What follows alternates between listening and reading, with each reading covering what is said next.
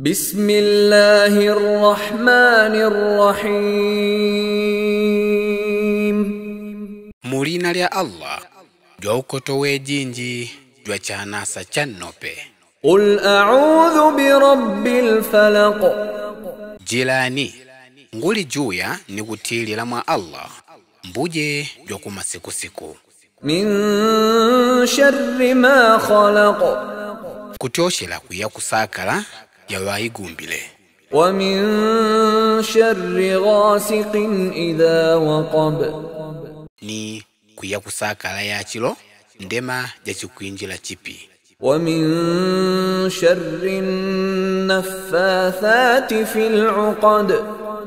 Ni kuya kusakala ya sawi, wakupepela muiwundo pakuloga. ومن شر حاسد إذا حسد. Ni kuya kusakala ya jwa litima, ndema ja kutenda litima.